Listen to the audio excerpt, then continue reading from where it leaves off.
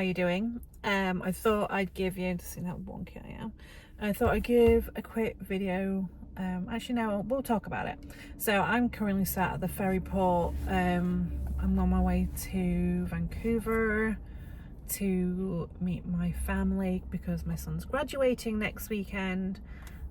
So my sister, her fella and daughter and my mum are coming over, which I'm excited because I haven't seen my sister in 3 years. So I'm here waiting for that. So let's get into it. So as you may or may not know, I and my family, so my husband, my three children, already knocking one off. He's almost out of the house now. I'm joking. He will never be going anywhere anytime soon. Let's face it. He's a boy. Moved to Canada from the UK in 2021. We came here on an LMIA with my husband's employer. He works in construction. I came as spousal, the kids came as visitor records. In 2022 we started our PR process. We went through BCPMP because we had I think our points are stupidly low, like 380 or 360 or something like that, because of age, and my husband was the main applicant and he only had 1 year post secondary education, so points were extremely high. As everybody knows, they were well over 500. So we went for BCPMP. We were really lucky, so we applied in August. We started our application process. We got BCPMP in September. Was it BCPMP? No, we applied for BCPMP in September. We put our EE in, which is the express entry for PR, in at the end of August. Then September we put PMP in. We got the PMP in October. If anybody knows anything about what happened at the back end of that year, there was massive glitches with IRCC, so we didn't actually get drawn or given an ITA for PR until the January. It was super quick. We got PR by May, so it took from us putting in our entire application, so our complete application, to getting our ECOPR was 5 weeks and 2 days. So I was crazy with getting everything sorted. So if anybody wants to know about that process and the shenanigans went on with that and everything that we had to do, you just look back through some of my older vlogs from last year. That's all on there for you. I have vlogged our entire process from when we started looking in October 2020. We decided to do this move. So I have quite a few vlogs. So if you want to follow our entire journey to figure out how we got here, because it's not a case of once you've got a permit to be over here then you're in. It's not that. You need to be so much more strategic, especially now because they are starting to restrict immigration and the amount of temporary permits and PR. And I know that they've some provinces have actually stopped giving out PMPs at the minute. They put them on hold or pause. So you need to have a plan if you're not applying straight for PR, which, to be fair, is near impossible unless you've got a spouse that's PR over here. Well, not PR, was going to sponsor you, so a citizen or PR. Anywho, we are in British Columbia. We absolutely love it here. We live on Vancouver Island. It's stunning. The lifestyle's amazing, but house prices are not. We live in one of the most expensive places in Canada. So you're looking for a 3-bedroom home here. Even a townhouse, you're looking at about 700,000, which is just, with the interest rates right now, it's just unattainable. Interest rates have not yet started to drop. We are looking at interest rates near on 6%, or high fives. So just saying, especially if you've only got a 5% mortgage. We came over here with $16,000, and that's not a lot of money because we didn't have a house to sell. We rented in the UK. We could never get on the market because we were on such, I mean, my husband worked construction and he was on just above minimum wage, which is ridiculous for what he did. I was on a bit better, but between the two of us, we just couldn't get on the housing market. So we came here. Wages are massively different here. We are super lucky because Nathan works for a company that's got multiple branches across the entirety of Canada, and an opportunity came for him to transfer through to a branch in Nova Scotia. So that's what we're doing. He's transferred to Nova Scotia. He starts in August. No, he doesn't. He starts mid-July with them. So we went hell for leather last year, saving up for a deposit. We have more than enough for the deposit. We have purchased a property remotely. Now that was really interesting. So we were really super lucky. We found an amazing realtor who just picked up on things that we never, because obviously houses are so much different over here to the UK, so you're looking for lots of different things, and because we were looking at a rural property, we had things like septic systems and wells and stuff like that, which we had no idea about. The electrics are obviously different over here. So we started looking for a house. Now, we didn't want to be in Halifax. We're not city people, we are country people. We knew this is the last move we wanted to make. So the house that we bought wasn't always the top of the list. It was the area that we bought in. We wanted to be in an area where we'll be in forever. And we have landed in the valley, so Annapolis Valley. We are only about 9 minutes out of town. We have a recreational lake that has a boat launch, a beach. They even have a lifeguard in the summer, facilities, park, and then hikes around it, literally around the corner from where we bought a house. We do have a couple of neighbours, but we have nobody side of us, we have nobody behind us. We have amazing views over the valley, and it's something that we never thought that we would ever be able to do. In fact, we never would have been able to even buy a freaking semi-detached house in England, let alone a property with 4 bedrooms, 3 bath and acreage. So we've got 2.5 acres at the minute. There is land available that connects to our property. Although it's not for sale, we are going to look to approach the owner, because the owner of that land actually built the property that we're moving into. It's a 35-year-old house. It was built by that owner, so we're hoping that he would sell us. There's another 10 acres because we want to hobby farm. So I do already have my goats, so we put a deposit on our babies. So here I will put up some pictures of the girls. We've got 4, and we're really looking forward to that. They are Nigerian dwarf goats. They are really good goats, milk goats, which is, where it will lead to. Me and my son have issues with dairy, so this is what we're going to do. We're going to get raw goat milk, because the Nigerian dwarf's milk is one of the closest tasting to, or the less gamey milk, so closer to what cow's milk is in taste anyway.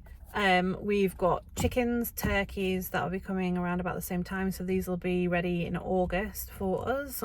We have got a lot of work that we want to do to the property. We're ripping the kitchen out. Eventually we're going to convert the garage, and we are going to build a barn / garage separately from the property. We just want to convert the garage just to give us a little bit more room, because it's a wee bit on the snug side in the communal areas.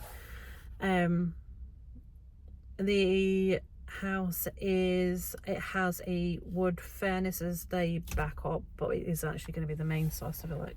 Oh, and we're moving, so hold that thought. I'll be back and I will tell you the rest later. Okay, so I've made it onto the mainland. I'm just parked it to swar some mills.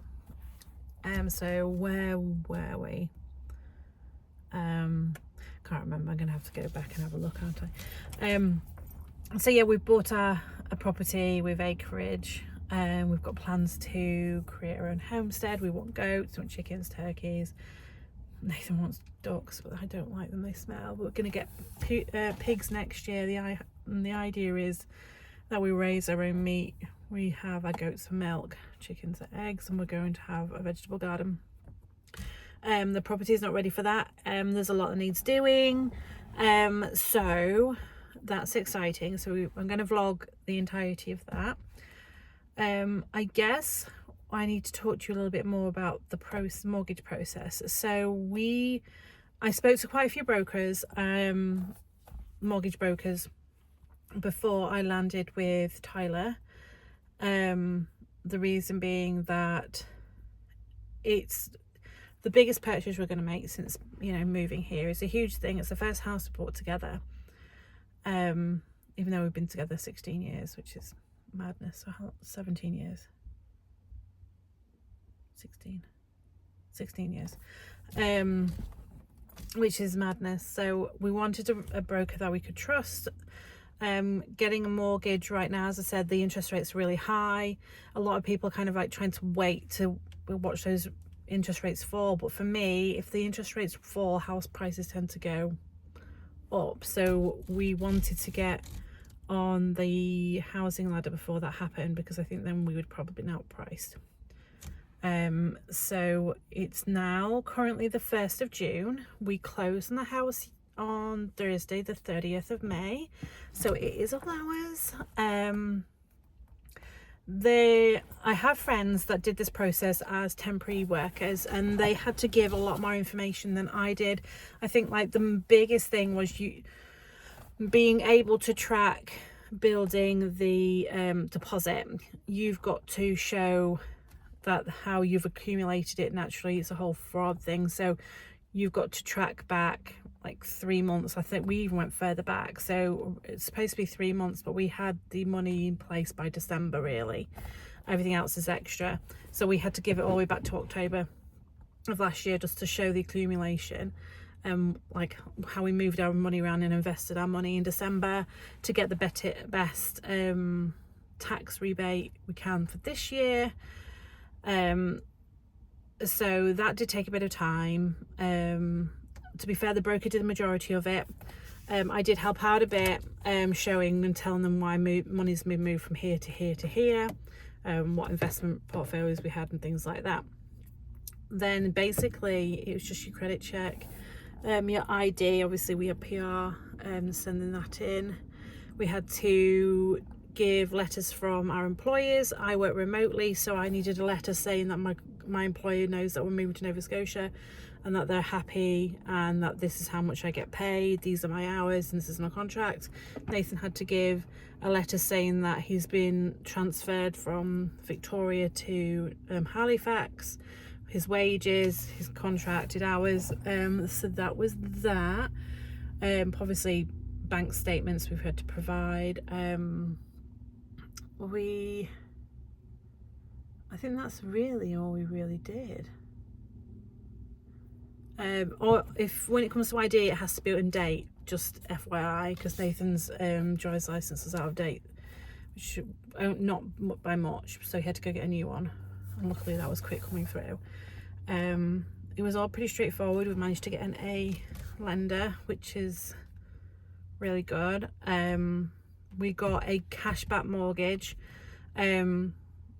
which meant that we get 3% of the property price, or the loan value, property price, I can't remember which one it was, back on closing. This just gave us extra money for like the move and kitting the house out. I mean, we've got a decent amount anyway. We just gave some extra money, and to be fair, there was a difference of $100 a month whether we took the cash back and we got an extra 10 grand on closing in our bank account, for money so that we could use it to sort the house out, or not. And we were like, you couldn't get a loan for that cheap amount, so we did it. I think it was like $90 or something. That was ridiculously cheap, so we did that. We've closed, the house is ours, so we've obviously closed down all our accounts for this house and the internet and everything. We're not transferring that over because the area that we're moving to doesn't have the same providers. We've got a power in place. We don't have plain water because obviously we're on a well, and we have our own septic system. The biggest thing for me really in looking for a house that I didn't even think about, was because we're doing rural, is insurance. So making sure the property is insurable. They take things into consideration, like how far are you away from a fire hydrant? Are you under, I think it's 12 kilometers to the nearest fire hall if you're not near a fire hydrant? And the types of fuel that your house uses obviously dramatically impacts the cost. Car insurance is double what it is here, which was a bit of but to be fair, here they take our full 15 years. They won't do that in Nova Scotia, so it's only Canadian driving history that they'll do, and we've only got almost 3 years. But they say it doesn't really make an impact on discount till you get to 5 years Canadian driving experience. So yeah. I'm looking for the property. As I said, we found Rob. He was amazing. He knows everything and anything to do with properties. So if anybody's interested in moving to Nova Scotia and is looking at the Annapolis Valley or South Shore, let me know, and I'll put Rob's details in the description so you can link up with him if you'd like to. We viewed quite a few properties. We did vlog as many as we could. Unfortunately, I think 3 of them, the file corrupted and I didn't retain the original videos, so I can't show you those, but I'll put pictures up of the ones that we went to see. I'm not showing the house we've actually bought yet. I want to do that when we actually get there ourselves and be able to show you around it, so that you can really take it in and not just use pictures from Realtree and the virtual viewings that I did with it. And as I said, the areas was a huge plus to us. The schools are really good. We're on a bus route. We have high-speed internet, which when you work from home is like a huge thing. You don't want to be using on like Starlink and stuff. So yeah, the next thing we have to do is the trip across the country. This should be interesting. We're obviously driving from Vancouver Island to Nova Scotia, so the most eastern point to the most western point of the country, which is going to take us 8 days. That's apparently quite a short way of doing it, but we just don't want to mess about. We've got all the hotels booked. I know people that have gone and haven't, but just kept driving until they've got tired, then got a hotel. When you've got a family of 5, 3 dogs, you can't do that. Oh, we've not introduced you to our new dog. Okay, so obviously we've got Max and Teddy. They're the 2 that we brought from the UK. They're our Patterdale Terriers. Max is 16 this year. He's an old boy, a really old boy. We decided that we wanted a bigger dog going into a rural property, because although our terriers would protect, they are small, so I would worry they'd get hurt. So we were originally looking for a Pyrenees Mountain, but we wanted something more of a family dog, more over than a livestock guardian. So we've got a Bernese Mountain, Meat Gunner. I was hoping that he could bridge the gap between family dog and livestock guardian, but that dog is useless. Not in the nasty way at all. He's very, very sweet, but a massive wimp. So we may still have to go down the route of a to get a livestock guardian to protect obviously the livestock and the land. So that's a possibility. So Gunnar joined us. He's now 10 months old as of, we're on Saturday, Monday, he's 10 months old. He is the most sweetest boy and extremely funny and extremely dippy. This picture here literally encompasses his whole personality. But he is a sweetheart. And my 8-year-old who has ADHD, my other 2 dogs just want nothing to do with her, but Gunnar absolutely loves her. He gets so excited when she comes home from school. He just wants to be with her. When we go out walking, he's with her. He actually corrals in her in. And to be fair, he does the same. We've got the 16-year-old dog that we've got, he's deaf and losing some of his eyesight, and when he goes off, it kind of wanders off and he can't hear you recall. So Gunnar actually shepherds him, which is just so sweet. But when Freya's running off ahead, like, he is by her side. If she's climbing, he is climbing with her. So it is adorable to watch how much that he does love that girl, which is sweet. Anyway, I'm going to leave this here. I'm going to go into Swassons Mills and just have a nosy around because it's a big mall. Bass Pro's here as well. I've done a previous vlog on Bass Pro, so if you want to go have a look at that, that's fine. If you have any questions, you can reach me.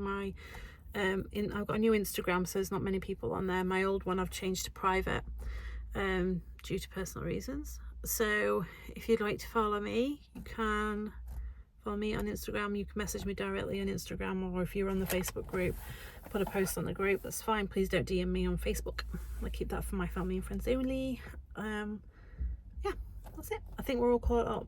I think, until I have to watch the video and make sure it makes sense. Okay, we'll catch up soon. Bye.